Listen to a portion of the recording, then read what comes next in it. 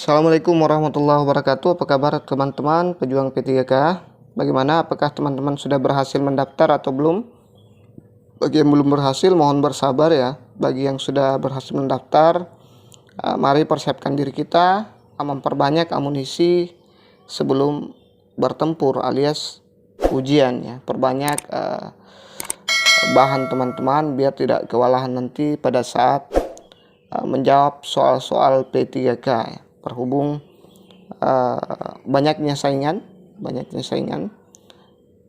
Bagi yang belum mendaftar sampai saat ini, yang masih bingung dengan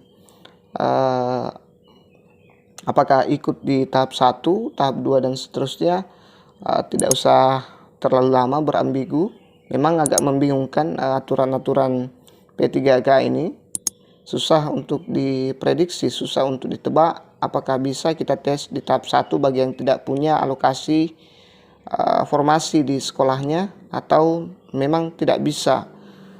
Agak ribet sebenarnya aturannya, terlalu banyak neko-neko. Seandainya bisa seperti CPNS saja kan agak mudah kita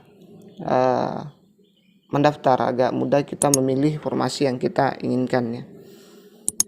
Oke, soal yang kedua ini adalah soal yang kedua ya teman-teman. Bagi teman-teman yang belum tonton soal yang pertama, boleh tonton di video saya yang sebelumnya, soal tes latihan soal tes wawancara yang part 1 itu sangat bagus soalnya, yang berhubungan dengan guru. Ini juga berhubungan dengan guru. Dan yang yang kedua ini adalah soal yang saya ambil dari pretest PPG ya, pretest PPG, karena di pretest PPG itu ada juga yang namanya soal wawancara ya untuk guru. Ini yang masih saya ingat-ingat. Kebetulan juga tadi saya sempat baca di salah satu web, memang agak nyambung dengan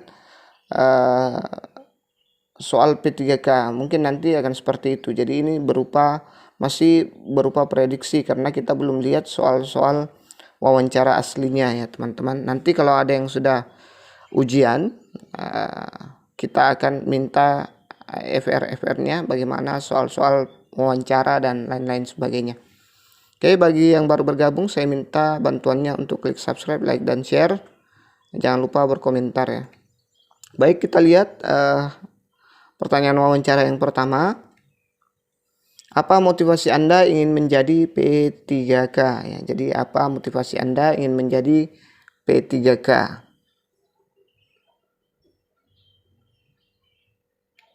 Jawaban terbaiknya adalah saya ingin menjadi P3K agar yang pertama, ingin mengabdikan diri menjadi P3K untuk negara dan melayani masyarakat. Yang kedua, ingin mengembangkan kemampuan diri agar menjadi pegawai yang profesional. Jadi ini yang terbaik ya teman-teman. Jangan sampai jawab karena gaji honorer biasa kurang karena gaji P3K lebih banyak. Oke, bisa sih, bisa. Atau karena ingin memperbaiki nasib yang selama ini saya puluhan tahun honor, gajinya 5.000 per jam misalnya. Ya, kita senasib ya teman-teman. Oke. Tapi yang usahakan yang ini ya, mengabdikan diri, melayani masyarakat ya, mengembangkan kemampuan, karena ini yang diminta oleh Menpan RB. Ada undang-undangnya bahwa seorang P3K yang profesional yang dibutuhkan itu adalah yang ingin betul-betul mengabdikan diri dan melayani masyarakat, kemudian ingin terus mengembangkan diri sebagai pegawai yang profesional. Kita lanjut ke pertanyaan wawancara selanjutnya. Apa pendapat Anda tentang profesionalisme aparat sipil negara atau ASN?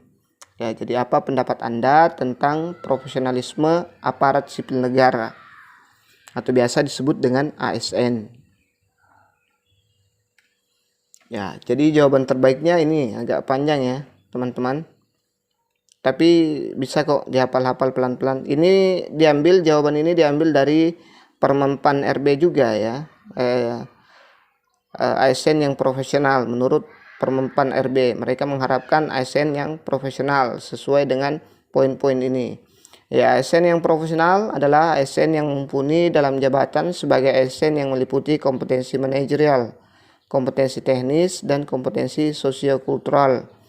ASN yang memiliki integritas dan kejujuran dalam bekerja. Selanjutnya, yang kedua, mampu bekerja sama dengan rekan baik seprofesi maupun tidak dalam satu profesi. Selanjutnya, melayani publik secara profesional. Selanjutnya, senantiasa mengembangkan diri untuk meningkatkan pelayanan pada negara dan masyarakat dan berperan aktif dalam membantu rekan untuk pengembangan dirinya. Selanjutnya, memiliki kemampuan komunikasi yang efektif. Ya. Jadi, seorang ASN itu perlu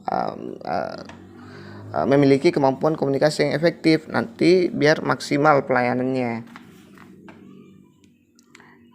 Selanjutnya, siap dalam beradaptasi dan pandai dalam mengelola perubahan ke arah yang lebih baik. Ya. Selanjutnya, berani mengambil keputusan yang tepat. Ya, jangan asal mengambil keputusan. Ya. Menjalankan tugas dengan baik dan berorientasi hasil. Ya. Jadi tidak asal bekerja. Ya. Kemudian memiliki kemampuan sesuai dengan jabatan yang diemban atau kompetensi teknis. Nah, misalnya kalau kita di guru, kita memiliki kemampuan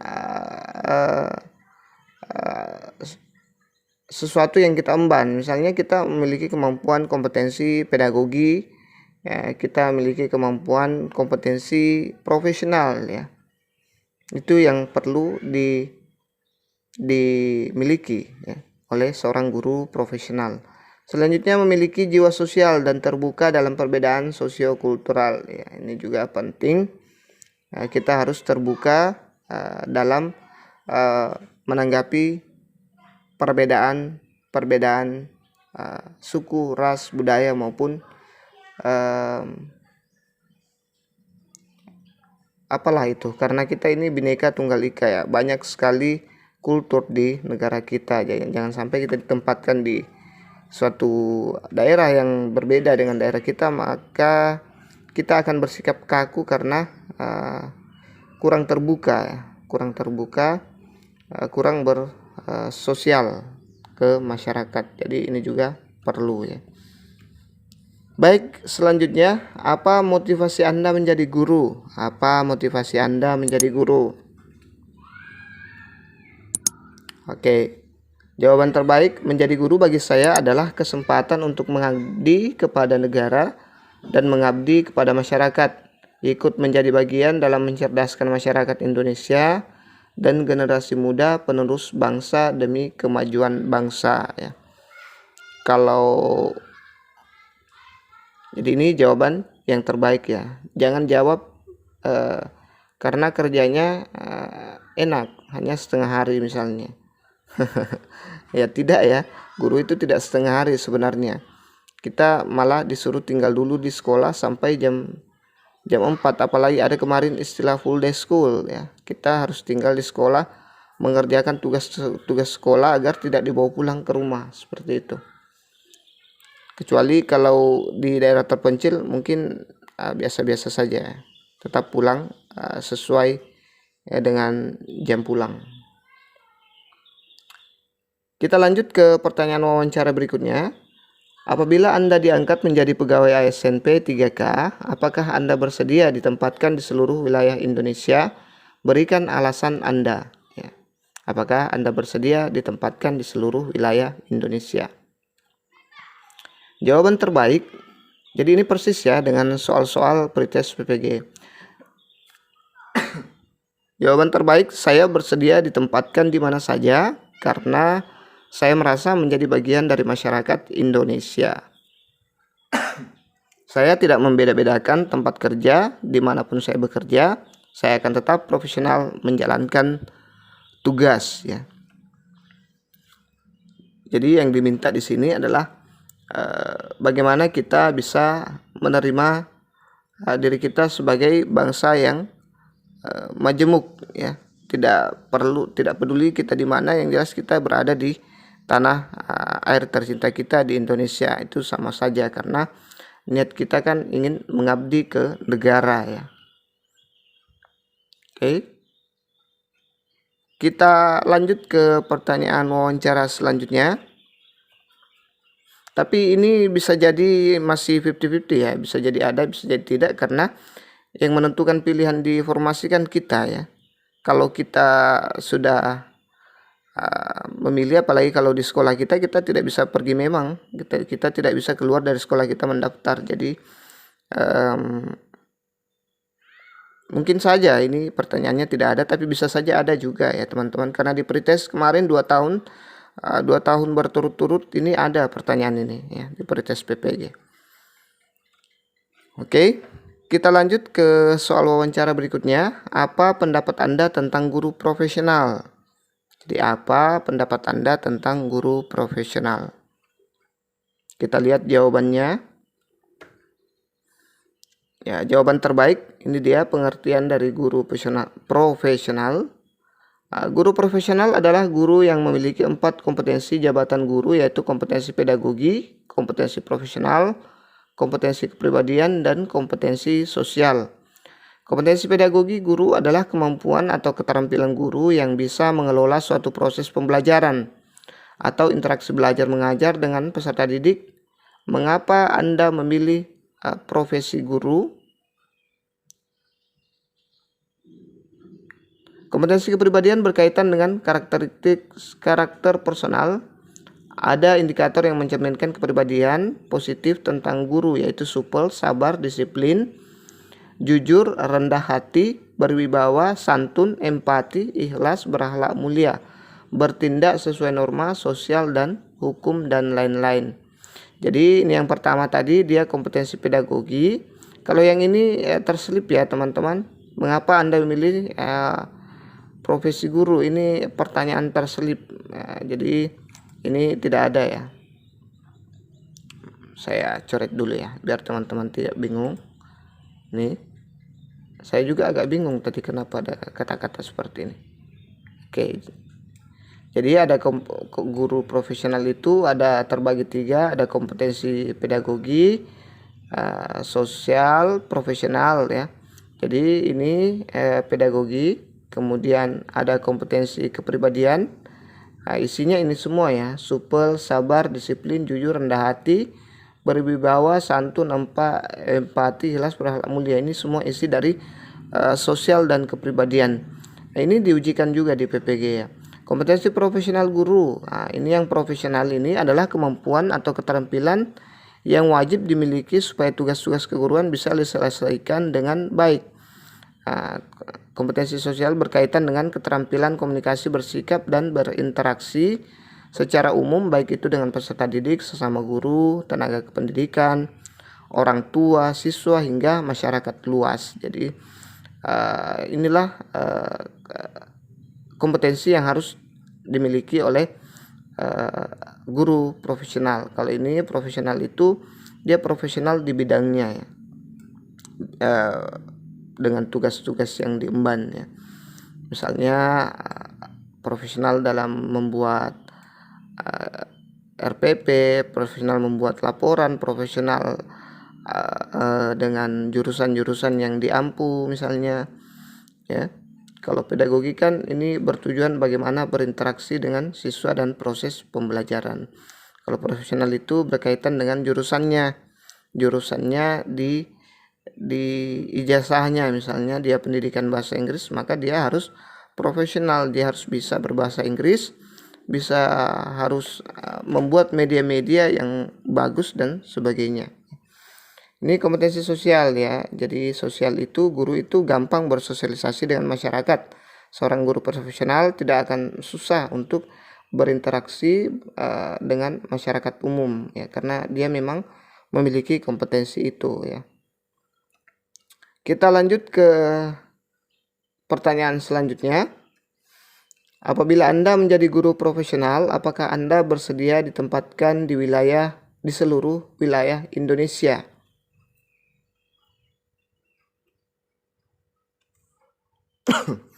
Ini jawaban terbaiknya. Saya bersedia ditempatkan di mana saja di seluruh Indonesia, karena bagi saya profesional adalah guru yang siap menjalankan tugas sebagai pengajar dan pendidik di mana saja, pada siapa saja, untuk mencerdaskan generasi muda penerus bangsa. Ya, agak-agak mirip ya pertanyaan dengan sebelumnya.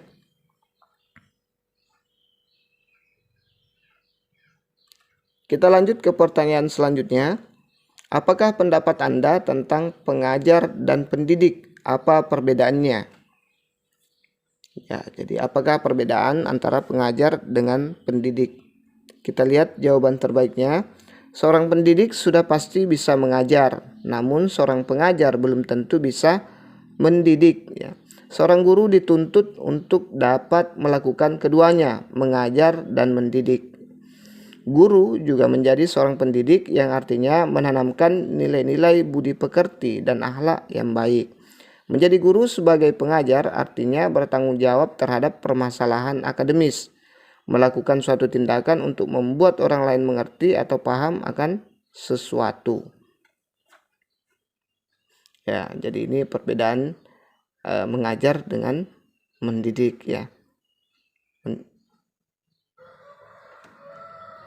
Semoga dipahami teman-teman. Saya rasa dipahami ya, tinggal direfresh saja. Ini dibahas di kampus kita semester awal ya. Mendidik, apa perbedaan mengajar, mendidik ya, mendidik memanusiakan manusia misalnya. Oke, kita lanjut ke pertanyaan wawancara selanjutnya.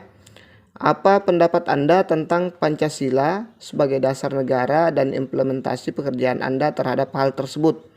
Nah, kenapa ditanyakan Pancasila? Karena kita dituntut untuk berpancasila, teman-teman ya. Taat pada Pancasila. ASN itu harus taat pada Pancasila dan undang-undang. Oke, jawaban terbaik adalah Pancasila adalah dasar negara Indonesia.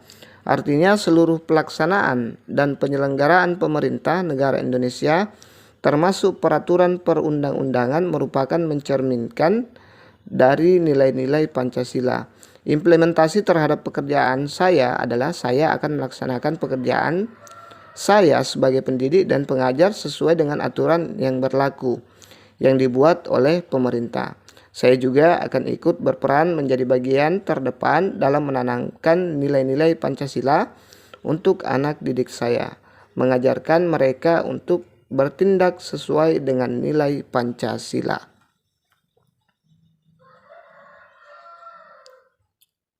Kita lanjut ke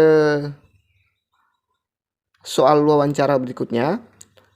Apa pendapat Anda tentang lagu Indonesia Raya? Apa pendapat Anda tentang lagu Indonesia Raya? Ini dia jawaban terbaiknya. Lagu Indonesia Raya adalah lagu kebangsaan bagi negara Indonesia. Ya, kita pahami bersama. Lagu Indonesia Raya adalah gambaran perasaan nasional yang memiliki makna. Salah satunya menggambarkan semangat dan cita-cita bangsa Indonesia yang tertulis dalam lirik demi lirik lagu. Lagu Indonesia Raya adalah termasuk identitas nasional.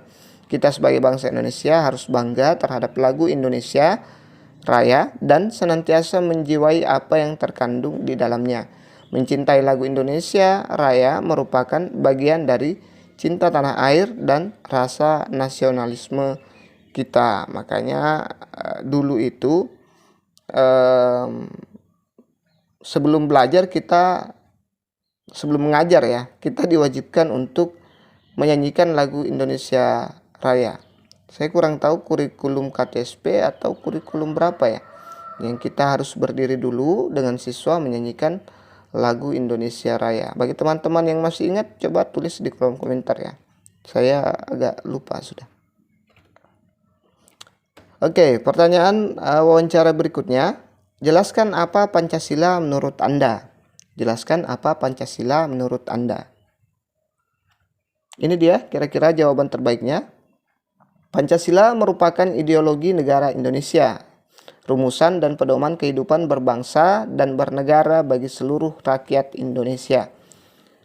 5 ideologi utama penyusun Pancasila adalah ketuhanan yang Maha Esa, kemanusiaan yang adil dan beradab, persatuan Indonesia, kerakyatan yang dipimpin oleh hikmat, kebijaksanaan dalam permusyawaratan atau perwakilan, dan keadilan sosial bagi seluruh rakyat Indonesia. Dan tercantum pada alinea keempat preambul atau pembukaan Undang-Undang Dasar 1945. Pancasila adalah dasar negara Indonesia.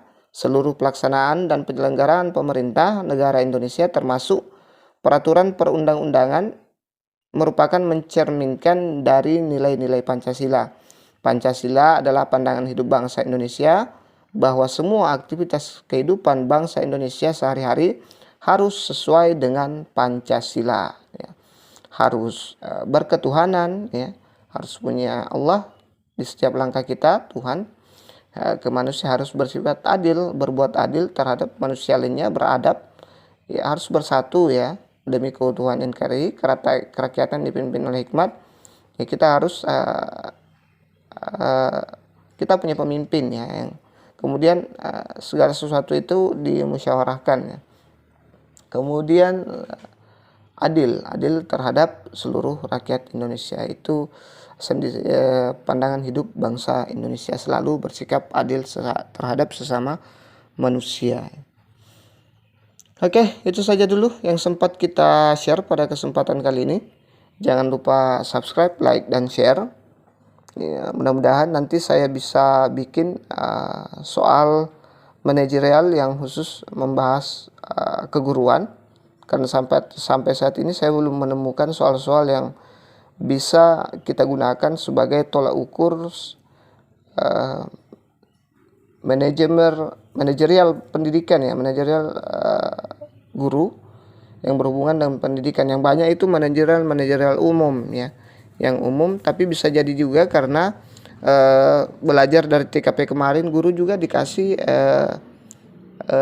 kayak soal manajerial umum, ya, bukan khusus keguruan. Bisa saja kita tetap di manajerial umum itu, tapi nanti saya lihat dulu, ya, perkembangannya.